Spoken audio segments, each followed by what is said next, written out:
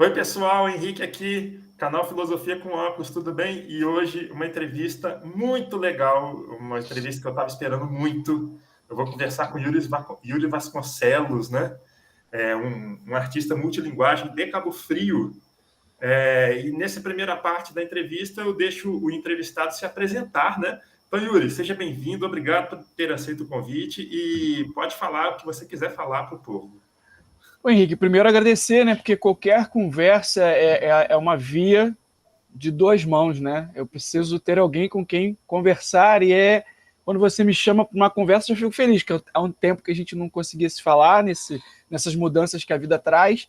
Então, conversar contigo já é uma alegria, já é um prazer, e as pessoas vão escutar essa conversa, né? Participar de certa forma como ouvintes, né? Observadores e observadoras.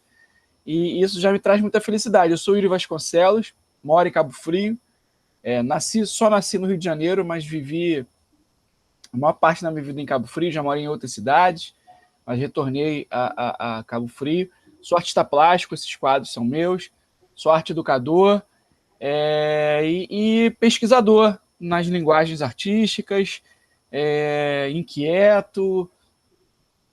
Sei lá, a gente vai conversando e vai sendo um monte de coisa aí, mas o mais importante que eu acho acho que a minha maior característica é essa vontade de pesquisar, de descobrir coisas novas, de tá ligado nessas coisas que estão acontecendo e ao mesmo tempo revisitando técnicas e artes talvez antigas ou tradicionais, sei lá, por aí.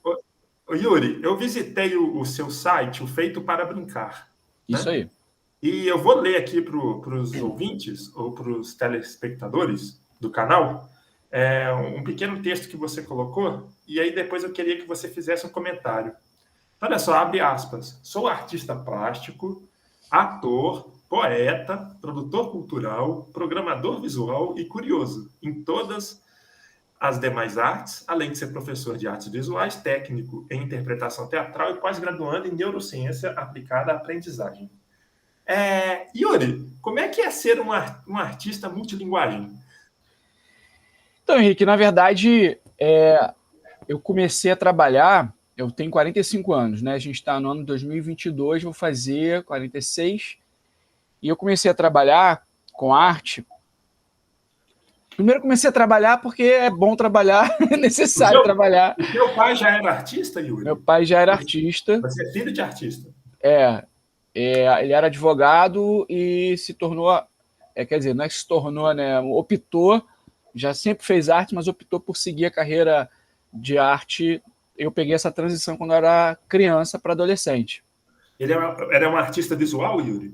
Isso, artista plástico, escultor, e E eu convivi nessa casa que sempre teve espaço para esse tipo de diálogo também. Isso é importante, porque não é que o meio faça a pessoa, mas se você encontra ambientes favoráveis para determinados desenvolvimentos, você consegue observar coisas e falar, poxa, sei lá, tem um telescópio aqui, vou olhar para as estrelas. De repente você descobre uma paixão que se não tivesse aquele instrumento, aquele ambiente, aquele lugar, você poderia não descobrir naquele momento, poderia ser posteriormente.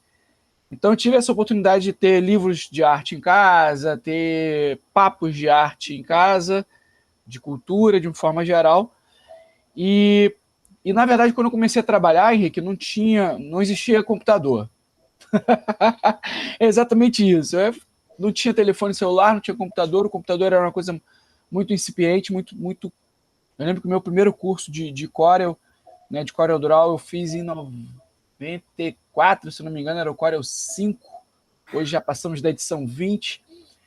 E era uma coisa muito assim, muito. Estava começando. Então eu fazia o quê? Eu fazia o desenho e o meu desenho começou a tomar forma de marcas. Então eu comecei a ser programador visual antes de saber até o que era isso.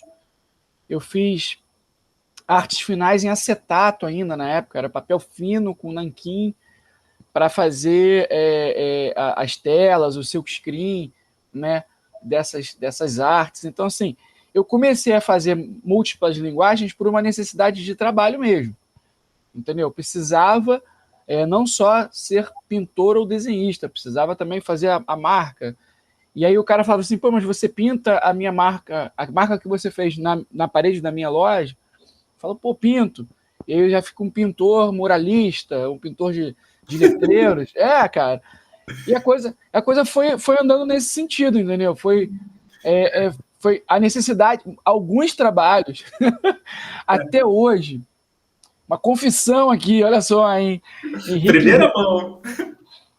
Alguns trabalhos na minha vida eu pego sem saber fazer. A pessoa diz assim, Henrique diz assim, Yuri, você sabe fazer uma fórmula física que fale sobre as cores? Eu preciso desse trabalho para tal. Eu falo, cara, eu sei.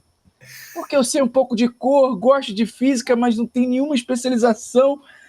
Eu digo, eu sei porque esse prazo é o prazo que eu tenho para aprender aquilo e te trazer o resultado, entendeu? Por causa da necessidade, Henrique.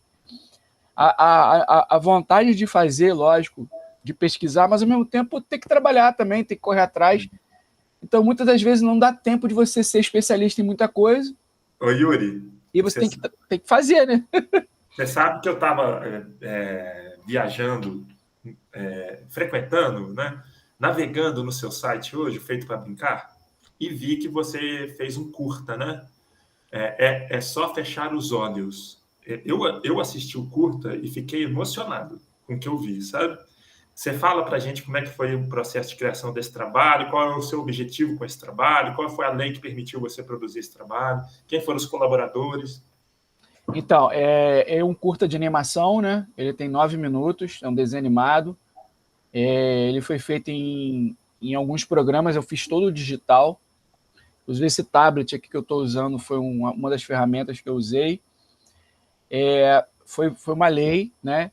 A Lei Aldir Blanc, uma lei de apoio aos artistas, né? Uma edição aqui de Cabo Frio, que permitiu aos artistas, no meio dessa pandemia, a ter algum subsídio para continuar produzindo suas obras.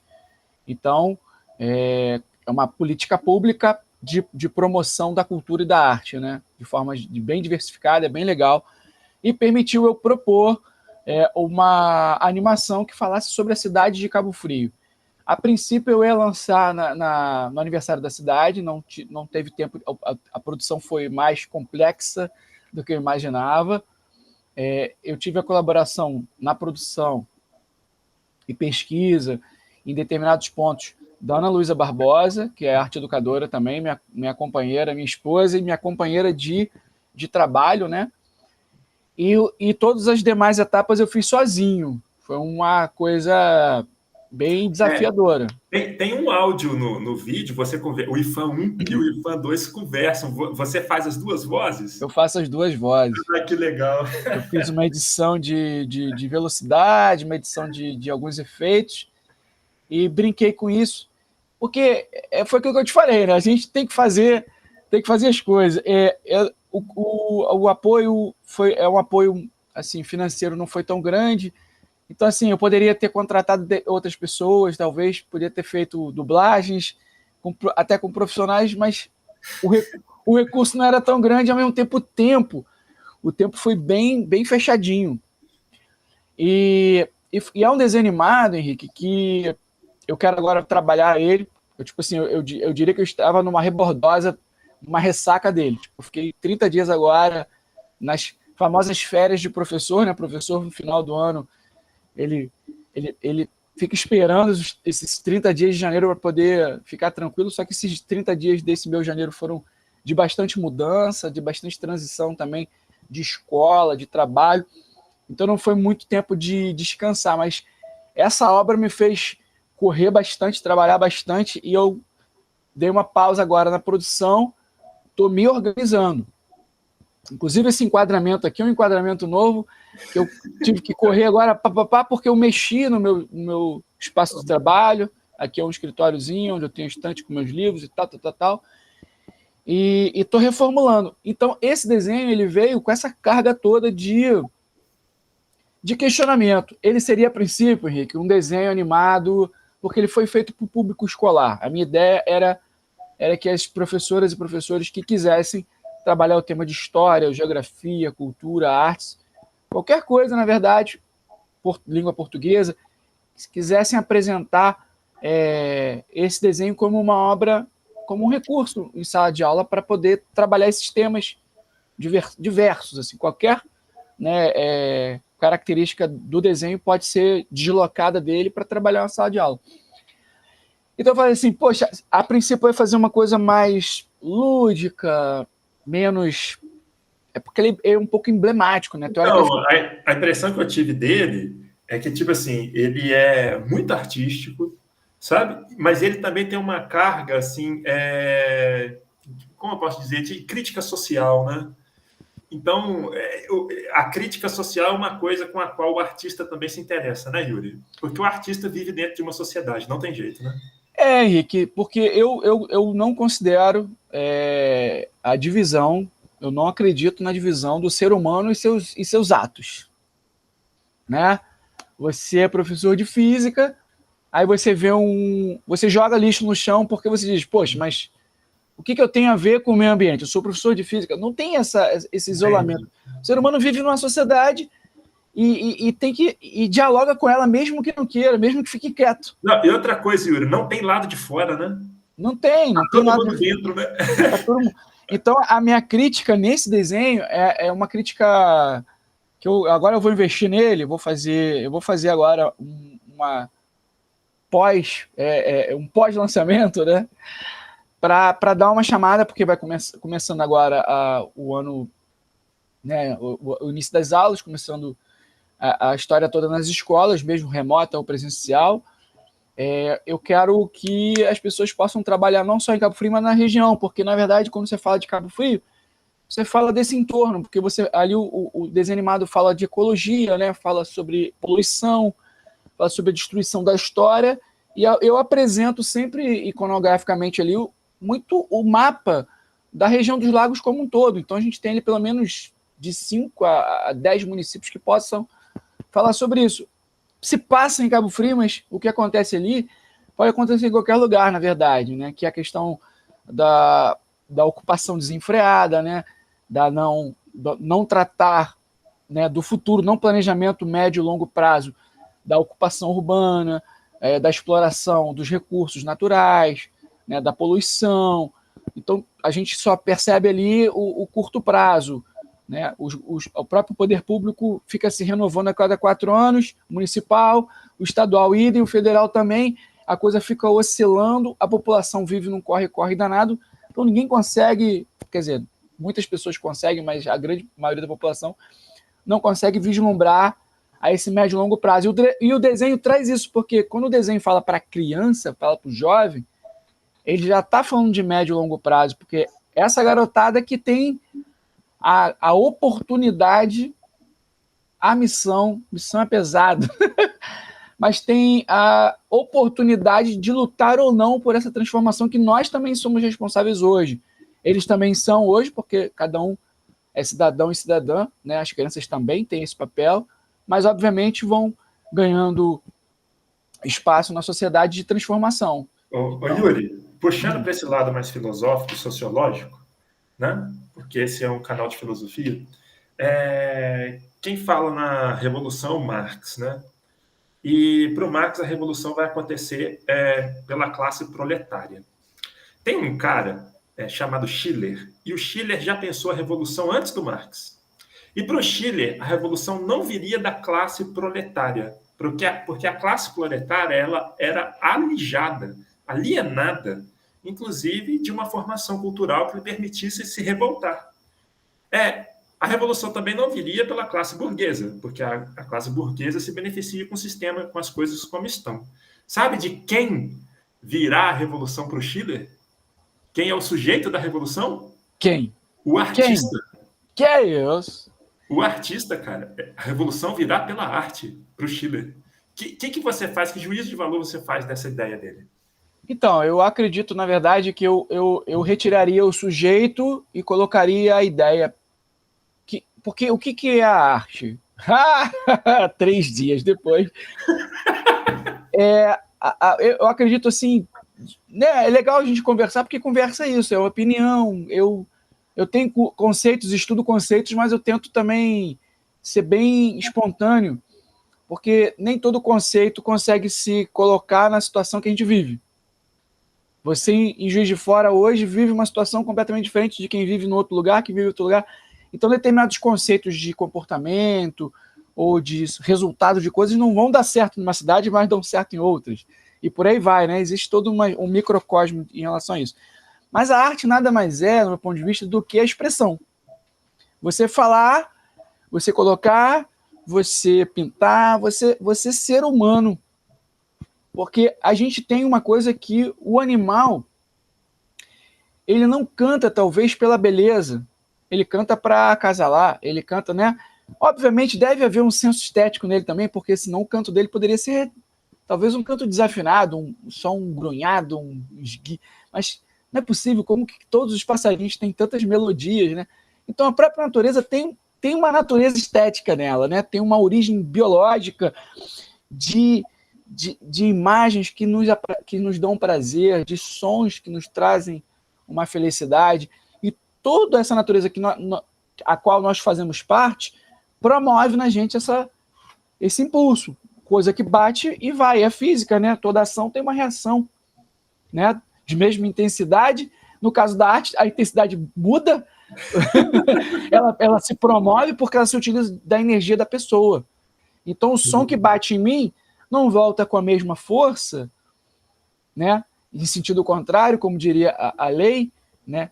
De Newton, talvez, estou tentando lembrar, mas por quê? Porque eu utilizo do meu corpo para dar mais energia para esse movimento. Então, cara, a arte é esse movimento que o ser humano traz desde a sua ancestralidade, de colocar uma pedra em cima da outra e dizer, poxa, por que não só amontoar, mas por que não amontoarmos por cores? No seu desenho, são os sambaquis, o povo pré-histórico que habitava essa região? Isso, tipo sambaqueiros. Assim, os sambaqueiros, eles deviam ter alguma forma de arte, né? Já tinham seus instrumentos musicais. Uhum. E a gente está falando de 6 mil anos atrás, né, Yuri? Isso, cara. O que acontece, Henrique? Foi o que eu acabei de falar, assim, determinadas coisas que são funcionais, elas não deixam de ser funcionais quando elas têm um desenho, quando elas têm um design, uma estética diferenciada. Entende? E esse que é o grande tchan. Porque eu poderia criar um óculos onde, sei lá, a lente fosse sempre igual. Por que todos os óculos não são iguais? Né? Existe um capitalismo, mas existe o rosto que é diferente. Entende? Então, e aí cada um vai entendendo que seu rosto é diferente, vai olhar para o outro e vai falar, pô, mas o meu... Então, sermos diferentes promove reações diferentes, que promove estéticas diferentes. Então, isso é a revolução. A revolução é não estar no mesmo lugar. A revolução é modificar o que hoje é uma coisa, amanhã será outra. Revolução, eu acho que é revolver, transformar, né? Então você pega a farinha, mistura com açúcar, que vai misturar com fermento, e essa revolução pode virar um bolo, ou pode virar uma massa, ou pode só estragar ali e fazer mal para todo mundo. Não importa, a revolução ela é mexer, ela é movimento, ela é energia. E aí há revoluções para o bem e há revoluções para o mal. Né? Há movimentos propositivos socialmente, que cabem por uma evolução interna e externa da sociedade, e existem outros que são evoluções para o egoísmo, para a riqueza individual, né? Para a destruição. Né? As grandes guerras foram mecanismos incríveis de evolução tecnológica para a humanidade pós-guerra. Olha que loucura, né? Que contradição. Uhum. Né? Por aí vai. Yuri, não sei se é por aí, Henrique. Eu não sei se aí você vai me puxando, porque você dá a linha na pipa, eu vou. Sem problema. É esse o objetivo aqui da nossa conversa. Deixa eu te falar uma coisa, falar para as pessoas que é o seguinte. Eu conheci o Yuri não como artista visual. Eu tenho um quadro dele aqui em casa, né? Conheço um pouco o trabalho do Yuri como artista visual, mas eu conheci o Yuri foi meu professor de teatro no curso Oficina, né, que é o curso de teatro do Teatro Municipal de Cabo Frio. E, tipo assim, foi muito legal trabalhar com o Yuri, ser aluno do Yuri. E outra coisa, em 2016 teve um festival de teatro lá no Teatro Municipal, né, feito pelo o IF Fluminense, Campus Cabo Frio, e quem fez a produção foi o Yuri e a Ana Luísa, né? E, tipo assim, aproveitar esse espaço para agradecer vocês, porque aquele festival foi lindo, cara. Foi muito legal, né? Pô, foi muito legal. Eu Como é que chama a sua produtora, Yuri? Então, é feito para brincar mesmo. A gente, na verdade, usa Ai Amor. Ai Amor. Ai Amor. Porque, na verdade, o que acontece, cara? Aquilo que eu tô te falando, a gente, o Feito para Brincar hoje tomou conta, né? É assim, porque ele é um projeto de arte e educação. Nós dois, a Ana Luísa também é arte educadora, mas a Ana Luísa tem a formação de produção cultural e eu venho fazendo produção cultural de forma intuitiva. Ela fez a formação na própria UF, né, em Rio das Ostras, e eu, da minha forma prática. Minha formação não foi acadêmica em produção.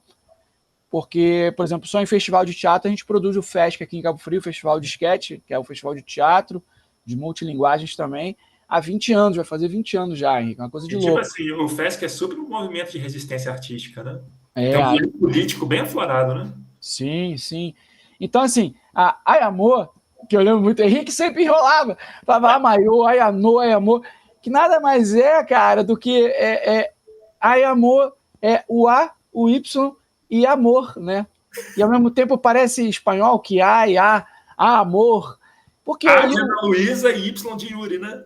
Cara, um amigo meu falou, pô, o que é isso, cara? É Tupi-Guarani? Eu falei, não, é só junção, cara. Mas por que a gente tem que institucionalizar as coisas, né? Traz esse peso institucional. E aí a gente fala assim, já que é para ter instituição, então eu vou ter uma igualdade também. Que é para ter instituição, vamos criar uma produtora aqui super bacana, de nós dois mesmo, porque antes eu era produtor sozinho, né? Fiz muita produção sozinho, depois a gente cola com as pessoas, depois eu fiz com o Pablo um tempão, aí depois casei com a Ana, a gente já chegou produzindo um monte de coisa. Então, na verdade, é legal porque a gente tem o poder de criar as coisas. As pessoas que podem estar escutando essa conversa falam, pô, mas existe hoje o... Eu não gosto muito dessa frase assim, que todo mundo é empreendedor, esse papo é meio furado para mim. É porque todo mundo sempre correu muito atrás, todo mundo tem que fazer muita coisa.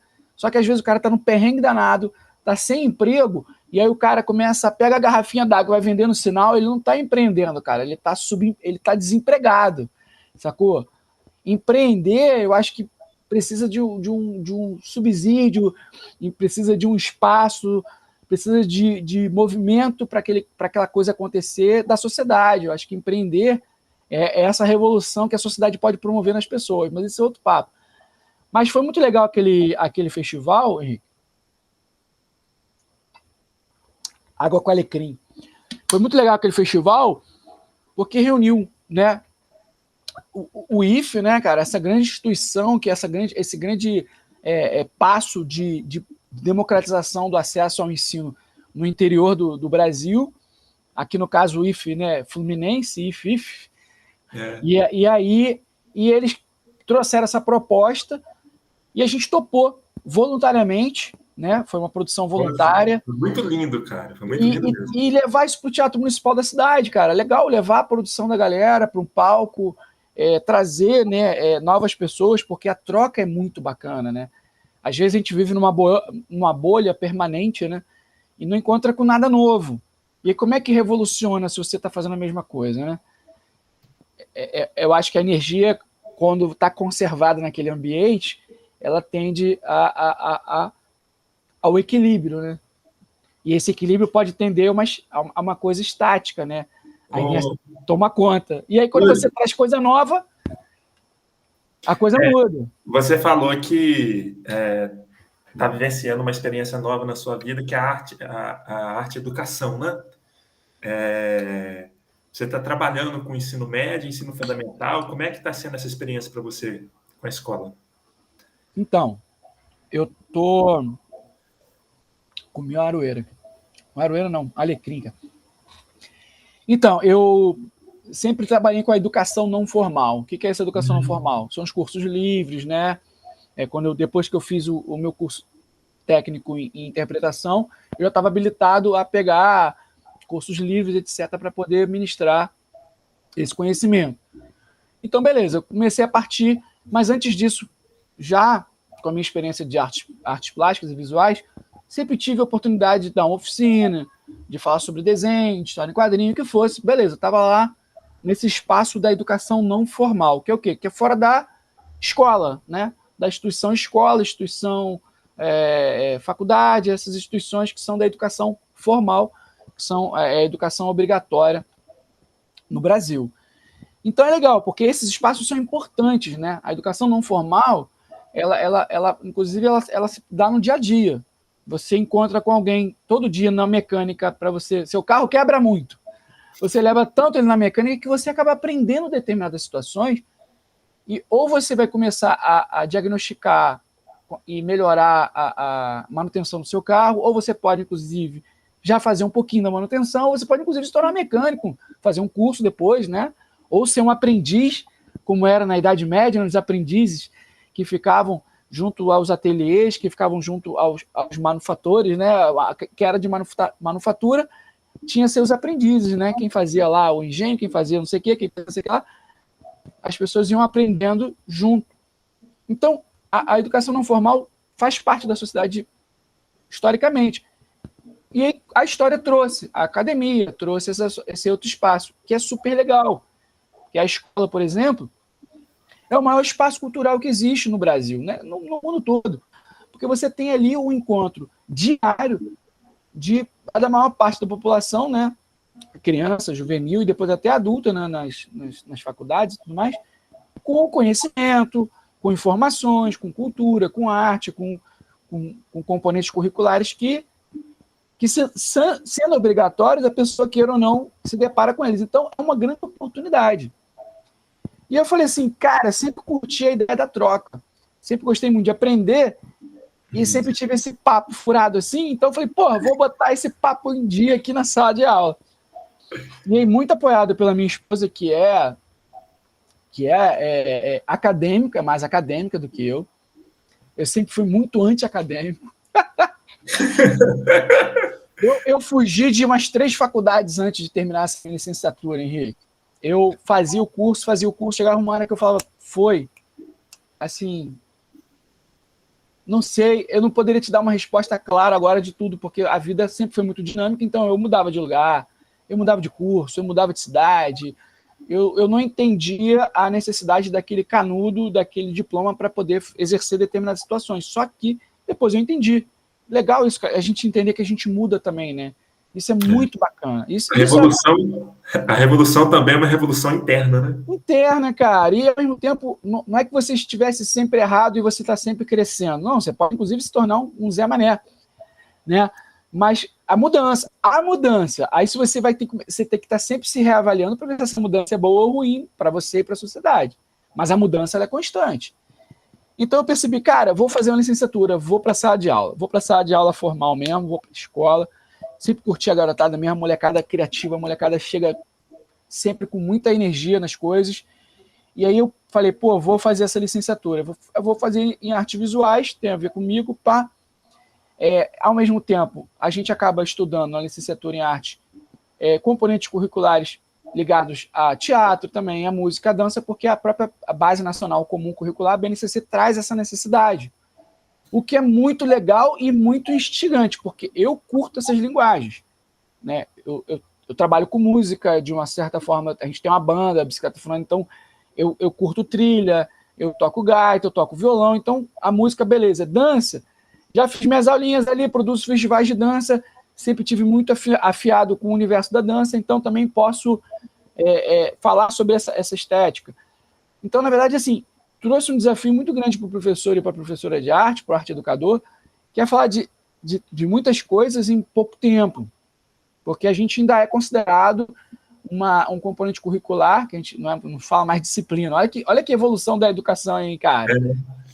Você não é mais professor da disciplina, você é professor de um componente curricular, porque disciplina já é algo que enquadra, né? Que dentro do seu arcabouço traz grades, né?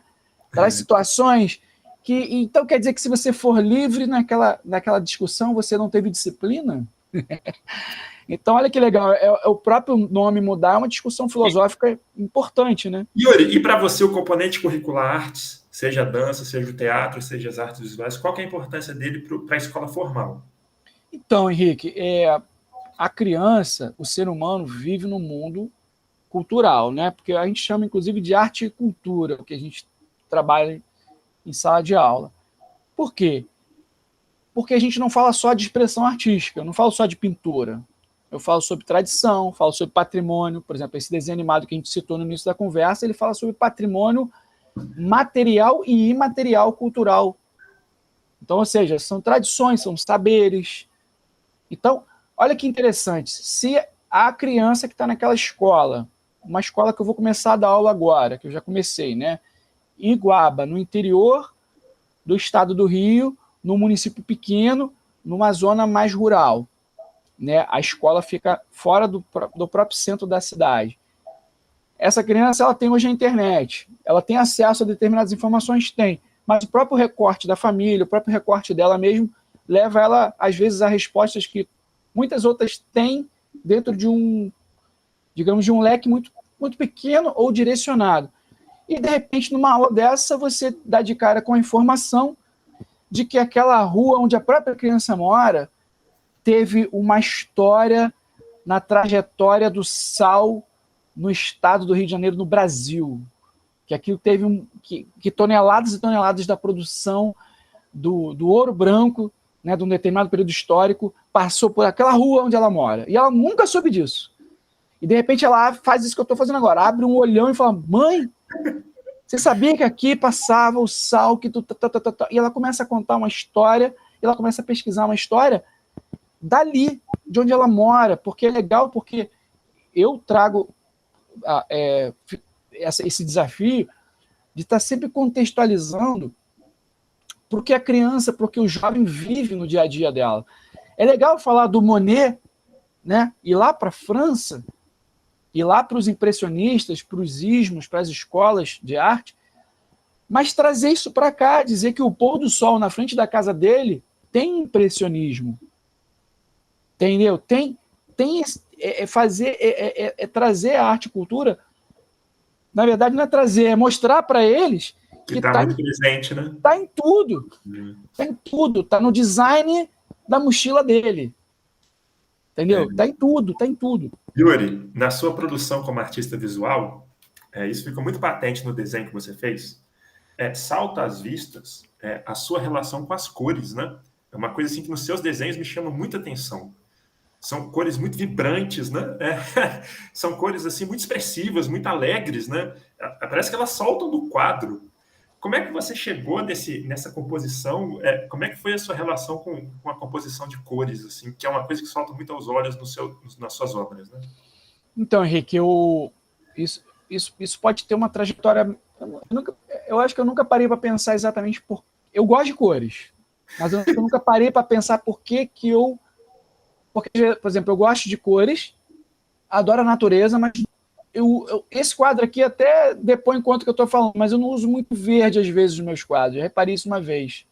Esse aqui não tem nenhum verde, esse aqui não tem nenhum verde. Óbvio que tem um verde ali, no turquesa, tem umas misturas, mas eu gosto muito de cor. Então, eu já parto desse pressuposto de que eu pinto o que eu gosto. Se você encomendar um quadro para mim em preto e branco, eu vou dar uma sofrida, para ser sincero. Mas eu posso fazer sim, porque faz parte da arte o desafio também. E eu entender que não tem que fazer só o que eu gosto. Isso é legal também, porque a arte é um ofício, o pintor é uma profissão como qualquer outra. Entendeu? Não posso ter a vaidade de dizer eu só pinto o que eu quero. Eu tenho uma oportunidade de fazer isso, porque eu já deixei, inclusive, Henrique, de vender quadros porque eles são muito coloridos. Olha só. Porque o que acontece, cara? A cor vibra, né? Eu vou misturar sempre...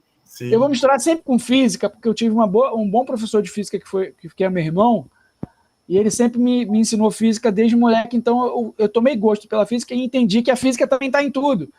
Então, essa questão ótica da vibração das cores, né, em relação à nossa retina, o que a gente vê, o que reverbera, quando eu justaponho aqui, ó, as cores, elas vibram entre elas, entendeu? Ela cria um efeito óptico, às vezes até de desconforto, porque é muito vibrante. A gente usa muito assim, nossa, você usa cores muito vivas, muito vibrantes. Percebe? Os adjetivos são sempre com energia. E às vezes o cara quer na sala dele, na sala de estar, sei lá, ele quer na casa dele. Uma coisa mais calma, né? Uma coisa calma. E é uma opção legal. É uma opção, lógico. Ninguém quer ficar vibrando. Por que ninguém pinta a sala, às vezes? Ninguém não. a maior parte das pessoas. Quem quiser pode pintar e acha ótimo também. Pintar a sala de vermelho. A gente sabe que a cor vermelha tem uma capacidade, né, física, biológica, neurológica, de realçar determinadas questões que podem dar para a gente uma vivacidade, uma energia, uma dinâmica que às vezes aquele lugar não é o lugar de descanso, o lugar de dormir. Então, cor traz mensagem, cor traz tudo isso. E talvez a minha mensagem para o mundo seja que tem que colorir o mundo, porque o mundo, pela formatação que ele vem ganhando, ele está ficando um pouco menos colorido do que eu gostaria, porque quando a gente desmata e bota o cimento, quando a gente uniformiza o pensamento e diz que só uma coisa é legal, né? Só uma moda é legal, só um tipo de música é legal, só determinada coisa, isso tudo vai tirando as cores, vai tirando a diversidade, vai tirando a liberdade, inclusive de não usar cores. Sim. Para a gente encerrar aqui, fazer um comentário, depois queria a sua opinião. Eu usei na capa do meu livro, você me cedeu uma ilustração, né? Que está, inclusive, no Feito para Brincar, chama Venta Catavento. Yuri, o nome do meu livro é Poesia Queimada de Sal, é uma homenagem a Cabo Frio, né? Os poemas foram todos escritos em Cabo Frio em 2016. Se eu pedisse uma capa por encomenda, eu acho que aquela ilustração não teria ficado melhor do que aquela ilustração, sabe? Por quê? Porque tem um catavento e ele faz uma referência para mim para o sol, e tem o sal, né? E ela é chapada de laranja e o sal é azul. Então, tipo assim, a composição de cores e o tema do quadro, mas foi como uma luva no livro. Eu queria te agradecer demais, assim, por ter cedido essa. Uma alegria, Rick, porque eu acho que as artes se completam, né, cara? Eu acabei de ilustrar um livro aqui também, um tema de Cabo Frio. Eu vi que você divulgou um livro infantil, né, Yuri? O professor Luiz Guilherme, professor de História, e aí a gente trouxe várias questões da cidade de Cabo Frio, tá vendo? E eles contando a história para a filha. E, cara, porque o que acontece, Henrique? Como é que foi para você fazer esse trabalho, Yuri? Então, cara, eu vou começar pela capa do seu livro, depois eu vou para esse. Tá. Eu fiz uma exposição agora que está até no site, no feitopabrincar.com, que é uma exposição de poesia, de poemas e desenhos de 10 municípios aqui da região. Né? As baixadas litorâneas aqui, a gente tem 10 municípios que são vizinhos aqui, e determinados desenhos são de localidades ou de pessoas que eu não conheço. Eu tive que fazer uma pesquisa iconográfica, né? Eu conheço a região, conheço a luz da região, porque existem as luzes, né? Em determinados lugares você tem altitudes diferentes, incidências de luz diferentes, vento, tudo isso influencia na luz, que a gente chama, né? Isso é muito papo de pintura. Nossa, a luz do final de tarde, a fotografia também, né? Mas assim, então, nem todos os lugares que a gente desenha, a gente conhece. Eu posso fazer um desenho de um urso polar e nunca ter visto um, né? Mas a gente pesquisa sobre isso. Mas, cara, o catavento, eu morei em frente a uma salina muitos anos. Então, cara, era muito engraçado, Henrique, porque as pessoas chegavam lá em casa, era um moleque, lá no Portinho, que é um bairro aqui de Cabo Frio, né? E ele tinha na frente dele a última, infelizmente acabou, era a última salina urbana da região, ficava dentro da cidade. Um bairro, uma salina no meio enorme. E eu via, da minha casa, eu via o catavento. Eu via o Monte de Sal, eu via as raias lá, todas as quadras para fazer o sal. E eu passava por dentro da salina para ir para a escola de bike, ia de bicicletinha, e dava uma lascada naquele monte de sal grosso, botava na boca, chegava já com... E quicando na escola com aquele sal todo na mente, roendo sal grosso, meu brother. Putz, tá para baixo, hein? Cara, e via a ralação do salineiro. A produção já era baixa, já estava tudo ali naquele momento bem do gráfico bem descendente, né? Mas eu via, caraca, que doideira que era o cara. Tá de frente para um espelho d'água num campo aberto de sol. Então era muita luz, muito sol, muito calor. Com certeza foi uma das profissões, ainda existe, né? O Nordeste produz muito sal, tem muitas regiões que produzem sal ainda. Aqui na região também, São Pedro da Aldeia ainda produz e tal. Mas, cara, que profissão árdua, que coisa seca, árida, pesada mesmo, sabe? Então, o sal tem essa coisa que queima, né? Ele tempera, mas ele queima, ele desidrata, né? Então, assim, cara, o cara vivia dentro do sal, né? O IA, porque há uma pesquisa e fotos, inclusive do nosso fotógrafo histórico aqui, que é o Volney Teixeira, e há uma pesquisa muito legal sobre as mulheres trabalhadoras do sal também, que foram invisibilizadas na história, mas que trabalharam muito também nas salinas. Então, assim, foram pessoas e são pessoas que têm um trabalho muito árduo nessa lida do sal, do sol, do calor, dessa secura. Então, a beleza dentro dessa confusão toda, desse trabalho todo, sim, com certeza. Mas também se questiona a falta de valorização do profissional, né? De um profissional bem equipado. Meu sonho era ganhar na Mega Sena e ter comprado essa salina para fazer um museu do sal funcionando. As pessoas iam chegar na salina, iam visitar a salina, um parque municipal do sal, uma coisa muito louca, e iam ver como é que faz o sal, cara. Porque foi para Cabo Frio, para a região dos lagos, para o estado do Rio de Janeiro, foi um período do início do século XX de total riqueza, assim, ultrapassou o café, ultrapassou todas as outras produções da região e se tornou um grande componente econômico mesmo, entendeu? Então, assim, empregou muita gente, tiveram muitas salinas, teve barcaças de sal, exportação de sal. Dando uma olhada nas suas ilustrações no Feito para Brincar, dá para perceber que você retrata o sal assim, em várias ilustrações, né? Gosto muito, inclusive, do sal, gosto da terra, gosto dessa... Porque a própria extração do sal é uma relação direta com a natureza. A extração do sal é milenar, né, cara?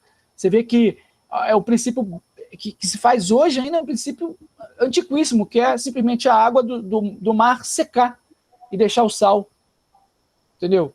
Os indígenas já faziam isso há milhares e milhares de anos. Os sabaqueiros com certeza usaram o sal, porque o sal seca ali e está pronto. Está ali o sal, entendeu? Só que, óbvio, você faz um tanque raso, usa o catavento, ou seja, a força do vento. Antes de existir motor, antes de existir eletricidade, já se usa a mecânica do vento para subir, para tirar a água, né, do mar ou das lagunas, aqui no caso a Laguna de Araruama, que é a maior laguna hipersalina, né, do mundo. Traz essa água salgada para um nível mais alto, para ela poder ficar rasinha e você secar. E você seca e recolhe. Assim, há uma grande tecnologia dentro dessa simplicidade.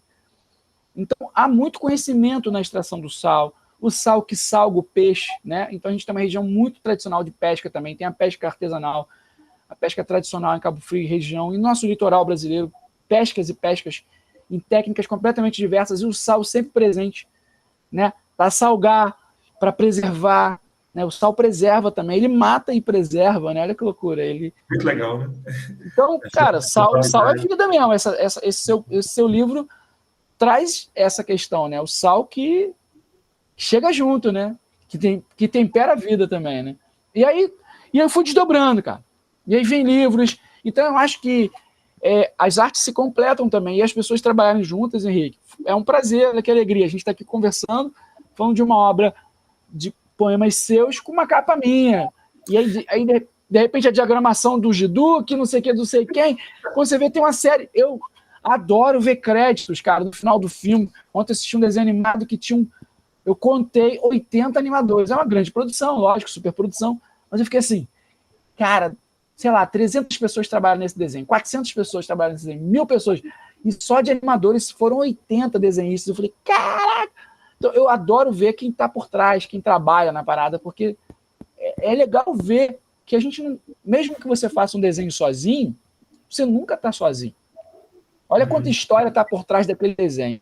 Olha quanta história está por trás de cada letra, de cada palavra que você escreve.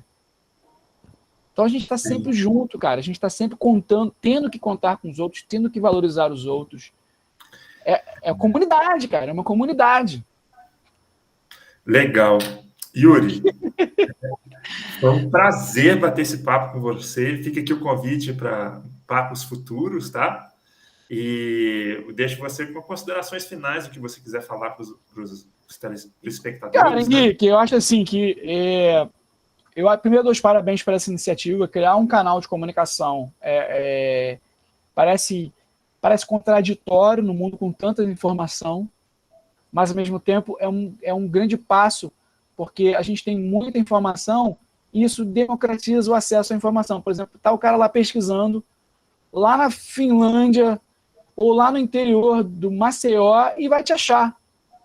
E vai achar esse papo, e ele vai dizer pro vô dele: vô, você trabalhou no Salina, não foi? E olha só, a coisa dá desdobramentos que a gente nunca vai mensurar. Esse mundo é uma rede de conexões, né, Yuri? Então, eu acho que todo mundo tem que falar o que quer mesmo, assim, no sentido de construção, lógico, respeitando sempre as demais impressões, informações e crenças, etc. Aqui a gente não está falando nada contra nada, a gente está propondo ideias e situações. Então, eu acho que o principal recado que eu dou para a galera é: assistam bastante o seu canal, sigam ele, ativem todas as notificações, etc. Mas, ao mesmo tempo, ativem essa busca por informações que você às vezes desconhece, às vezes você acredita que nem existam e de repente você está lá e vai esmiuçando, vai encontrando. É como um livro, né? Antes a gente tinha que ir à biblioteca para achar determinada coisa. Agora a biblioteca está nas nossas mãos. Então vamos para corredores novos, vamos encontrar novos volumes, vamos encontrar novos capítulos para a gente, inclusive, se reescrever. Então, Henrique, felizão de estar aqui, cara. Obrigado mesmo pelo espaço aí. Um grande abraço para todos e todas aí que estão assistindo a gente por toda a eternidade, já que ficaremos gravados, né, nas nuvens digitais desse mundo da informação. Então, daqui a sei lá quantos milhares de anos, né, vão resgatar a gente de um HD e vão falar: nossa, olha o papo dos caras.